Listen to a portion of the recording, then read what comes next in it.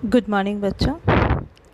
आज क्लास 9 और 10 के लिए साखी यानी मैं पद्य भाग से साखी के बारे में बताऊंगी। साखी जो कविता है उसका विश्लेषण करूंगी। 9 और 10 इसलिए जोड़ा क्योंकि 9 के लिए यह पद्य भाग का प्रथम पाठ है जिससे वो इंट्रोड्यूस होंगे, जिससे आज वो परिचित होंगे। लेकिन क्लास 10 के लिए यह रिवीजन है। क्लास 10 साखी आप लोग पढ़ चुके हैं, लेकिन एक बार फिर आप रिवीजन करेंगे। तो ये साहित्य सागर जो आपकी किताब है उसकी दूसरी भाग से है, यानी पद्य भाग से। पद्य भाग का यह प्रथम पाठ है साखी, जिसमें कबीरदास जी की लिखी हुई 5 दोहे हैं। पांचों का मैं विश्लेषण करूंगी और इसका लिखित विश्लेषण भी मैं अपने लिंक पे दे रही हूं, जिससे आपको समझने में सुविधा हो। तो बच्चों, पहला जो है साखी दोहे का वो है, गुरु गोविंद दोऊ खरे, काके लागू पाए, बलिहारी गुरु आपनो, जिन गोविंद दियो बताए। कबीरदास जी इसमें लिखते हैं कि वो बहुत असमंजस में हैं कि गुरु और गोविंद यानी गुरु यानी जो शिक्षक हैं हमारे, जिसकी जो कि बहुत अतुल्य होते हैं, और सामने भगवान है उनके, मतलब गुरु और भगवान हरि दोनों खड़े हैं। तो वो बहुत असमंजस में पड़ गए हैं कि आखिर किसके पैर पहले लगने चाहिए। दोनों का जो हमारे नज़र में दोनों का जो सम्मान है वो बहुत ही महत्वपूर्ण रखता है। हम दोनों के पाँव को छूना चाहते हैं, लेकिन इसमें से हम किसके पाँव को पहले छुएं। तो ये उनके सामने दुविधा का विषय है कि किसके चरण पहले स्पर्श करूं। फिर वो कहते हैं कि हरि की विशालता देखिए, भगवान की विशालता देखिए। वो खुद कहते हैं कि आप पहले गुरु की चरण छुइए, क्योंकि इसका वो रीज़न ये देते हैं कि गुरु जो हैं, शिक्षक जो हैं, वो आपका परिचय भगवान से कराता है। शिक्षक या गुरु कोई भी हो सकता है, माँ, पिताजी, आपके घर के कोई बड़े बुजुर्ग, वह गुरु जिससे आप परमात्मा के बारे में जानते हैं, जिससे आप भगवान से परिचित होते हैं। तो इसीलिए यहाँ पे हरि कहते हैं, गोविंद खुद बता रहे हैं, हरि खुद बता रहे हैं कि आपको पहले गुरु के चरण छूने चाहिए, क्योंकि वही हमसे आपको हमसे परिचय करवाता है। बच्चों, दूसरा दोहा है, जब मैं था तब हरि नहीं, और अब हरि है मैं नहीं, प्रेम की गली अति सांकड़ी, तामे जो ना समाए। तो बच्चों, मैं, यहाँ पे एक शब्द आया है मैं का अर्थ यहाँ पे खुद नहीं है। मैं का अर्थ यहाँ पे स्वयं के बारे में नहीं बोला जा रहा है। मैं अर्थात अहंकार। अहंकार का भी एक नाम मैं होता है। मैं अच्छा खाऊंगी, मैं अच्छा खाऊंगा, मैं अच्छा पढ़ूंगी, मतलब अपने आप को जो ज़्यादा तवज्जो देते हैं, अपने आप पे जिनकी फोकस ज़्यादा रहती है, जिसको अपने आप से ही बहुत ज़्यादा प्रेम है। अपने आप से प्रेम होना चाहिए, हर किसी को अपने आप से प्रेम होना चाहिए, परंतु आप किसी दूसरे का क्षति पहुंचाकर अगर अपने आप के बारे में सोचते हैं, अपनी सुविधा के लिए झूठ बोलते हैं, अपनी सुविधा के लिए ज़िंदगी जीते हैं, तो यह अहंकार होता है। तो यहीं पे उसका परिचय करवाते हैं गुरु की मैं यानी अहंकार और हरि, ये दोनों कभी भी एक साथ नहीं हो सकते। जब मैं होंगे यानी जब अहंकार होगा तब हरि नहीं होगा, और जब हरि होंगे तो मैं नहीं होगा। जहाँ पे भगवान का वास होगा वहाँ अपने आप मैं नहीं होगा, यानी अहंकार नहीं होगा।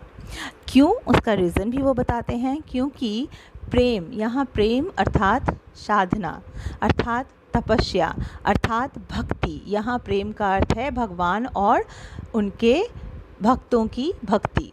तो इस प्रेम की गली, यह इस भक्ति की गली, इस साधना की गली इतनी सकड़ी है, यानी यहाँ वो कहते हैं कि ये इस भक्ति की गली इतनी कंजस्टेड है कि यहाँ पर अहंकार और भगवान एक साथ रह ही नहीं सकता। यानी अगर आप में अहंकार का वास होता है तो आप भगवान को प्राप्त नहीं कर सकते। आप अच्छाई के तरफ या भगवान के तरफ तभी जा सकते हो। या आप देखोगे बहुत कोई बोलता है कि हम प्रेयर करते हैं, भगवान हमारी नहीं सुनता। वो नहीं सुनेंगे क्योंकि आपके अंदर शायद अहंकार का वास है। जब तक आपके अंदर अहंकार का वास है तो वो नहीं सुनेंगे, आपको अहंकार का त्याग करना पड़ेगा।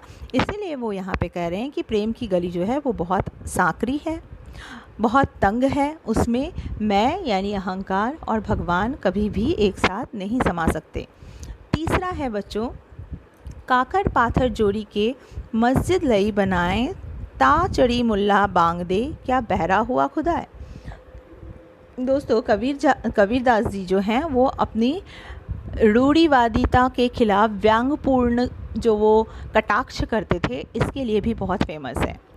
आपको इससे पहले थोड़ा सा जान लेना चाहिए कि कबीरदास कौन है। आपके बुक में ही यह दिया हुआ है कवि परिचय में कबीरदास कौन है। एक्चुअली कबीरदास जो हैं वह खुद एक हिंदू थे, परंतु उनकी परवरिश जो है वह एक मुस्लिम दंपतियों ने अपने साथ किया। थोड़ा सा मैं आपको उनके बारे में बता दूं कि ये हिंदी संत कवि जो कबीरदास थे उनका बहुत सर्वोच्चम स्थान है। कबीर हिंदी की संत काव्यधारा ज्ञानश्री निर्गुण शाखा के प्रमुख कवि थे। मतलब उनके अंदर ज्ञान की भरमार भरी हुई थी। इनका जन्म जो है वह 1455 में हुआ था। सावंत 1455, मतलब अभी के नहीं, अभी अगर सेंचुरी के हिसाब से देखें तो शायद 1398 माना जाएगा। उनकी मृत्यु के विषय में भी विवाद है, किंतु अधिकतर विद्वानों ने सन 1495, ये भी संवत में ही है, 95 में उनका माना जाता है। कबीर की प्रसिद्ध बहुत सारी हम लोग पढ़ते हैं, जिसमें रामानंद दीक्षा, उन्होंने स्वामी रामानंद जी से उन्होंने दीक्षा ली थी। कुछ लोग सूफ़ी संत शेख के शिष्य भी उनके माने जाते हैं। अभी भी के कुछ सूफ़ी संत हैं, शेख हैं, जो उनके मतलब शिष्य माने जाते थे। कबीर पढ़े लिखे नहीं थे, उन्होंने कोई स्कूल नहीं गए थे। उनके पद साखी समाज के समाज सुधारक के रूप में बताया जाता है। मतलब उनके जो पद है ना, उनका बस दृष्टिकोण बोलता है, उनकी कलम नहीं बोलती थी, उनकी दृष्टिकोण बोलती थी, सोच। अगर आपकी सोच बहुत बड़ी हो तो आप एक बड़प्पन के मालिक हैं। आप अगर पढ़े लिखे भी नहीं हैं, परंतु आपकी सोच बहुत विशाल हैं, तो आप अपने विशाल सोच की वजह से जाने जाएंगे। आपको कोई आपके संकीर्णता के कारण नहीं जानेगा। तो यहाँ पे उनकी जो वो बहुत कुछ मतलब व्यंग करते थे, जैसे मूर्ति पूजा पे, कर्मकांड पे, आडंबरों पे, जो भी धर्म से संपर्कित थे, उनको ये सब पसंद नहीं था। हिंदू मुस्लिम एकता, नारी उन्होंने बुलंद किया। सांप्रदायिक बातों पर उन्होंने, जो रूढ़िवादी धार्मिक जो कुरीतियाँ हैं उनके खिलाफ उन्होंने आवाज़ उठाई।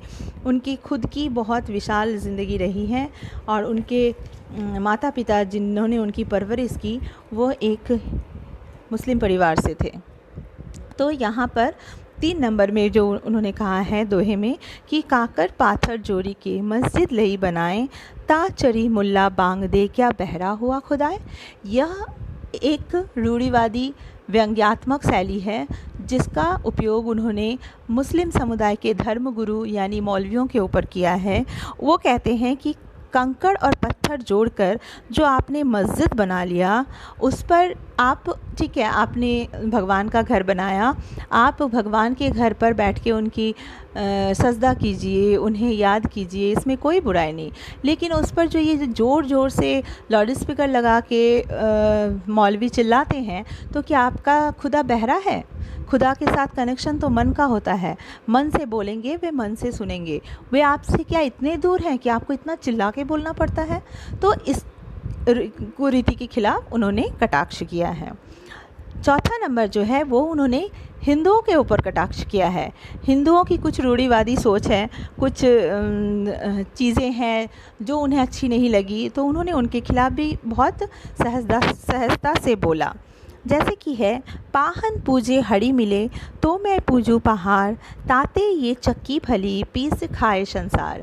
अर्थात अगर छोटे पत्थर, यानी जैसे हिंदू शास्त्र में शिवलिंग, फिर नारायण शिला, इन सबों को पूजा किया जाता है, तो उसके खिलाफ बोलते हैं कि अगर छोटे से पत्थर के पूजने से हमें भगवान की प्राप्ति होती है, तो क्यों ना मैं पहाड़ को पूज लूँ, तो शायद भगवान की हमें ज़्यादा दया करुणा मिलेगी।